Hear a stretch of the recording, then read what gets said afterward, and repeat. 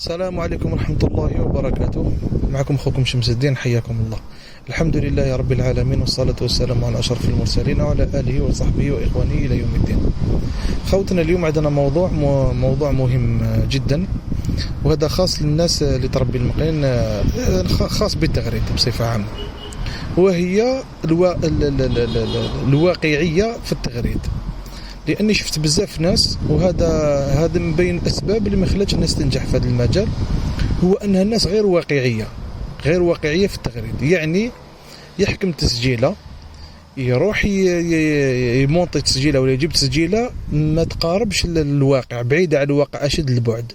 وهذا الامر كان السبب فيه كان الناس اللي كانت تخدم الشون في السنوات اللي فاتت، كانت سيرتو اللي كانوا يحطوا في اليوتيوب غالبا يحط تسجيله بعيده على الواقع، بعيده بزاف على الواقع. وش ربات هذا الامر؟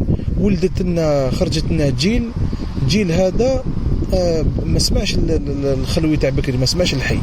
الفرق بين تاع بكري وتاع دركا انهم هما سمعوا الخلوي، وسمعوا الخلوي وكانوا واقعيين، على بالهم الحدود تاع المقين وين قادر يوصل، الماكسيموم تاعو والمينيموم تاعو.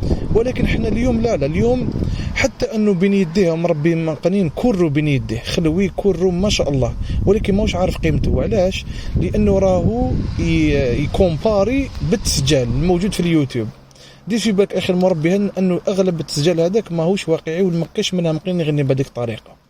روح اسمع تسجيل تاع مقانن شابين عند الناس اللي تعرف وتفقه، يوري لك الحدود تاع المقين كيفاش يغني، الحدود تاعو كامل يعني الواقع. يعني كونك واقعي في السمع تاعك، ما تحوسش على حاجه ما تكزيستيش. على بها اغلبيه الناس اليوم تلقى كرهوا الزاوج، ما ولا يربي، ما يكسب، ما يعرف وراه المقين شباب وماشي شباب. وعلاش؟ لانه بنى ولا تعلم على التسجيل هذا اللي راهو بعيد على الواقع. يعني تلقى انت طير دايرين له 30 باصاده، 10 لي واطي، 30 بدو، تشكتشوكا، طاو ديروا المكمل في شون واحد، وهذا خطا خوتنا.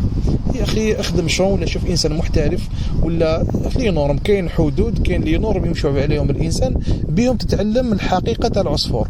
وكي تولي تدريسي بشون فيه لي نورم تم تنجح باذن الله. وبارك الله فيكم.